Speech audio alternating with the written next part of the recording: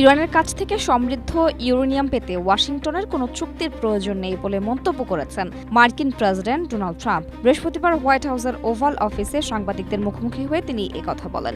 তিনি দাবি করেন, যুক্তরাষ্ট্র চাইলে যে কোনো মুহূর্তে সামরিক বা অন্য কোনো উপায়ে তা নিয়ে নিতে পারে এবং ইরান তা প্রতিরোধ করতে পারবে না। ট্রাম্পের ভাষায়, আমরা চাইলে এখনই ইউরেনিয়াম নিয়ে নিতে পারি।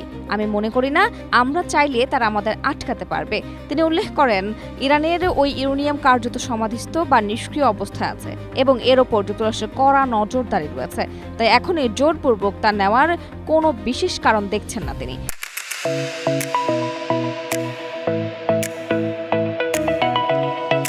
দ্য টাইমস অফ ইসরায়েলের প্রতিবেদন অনুযায়ী ট্রাম্প স্পষ্ট করেছেন যে তিনি ইরানের সর্বোচ্চ নেতা মোস্তফা খামেনির সঙ্গে সরাসরি সাক্ষাৎ করতে ইচ্ছুক নন।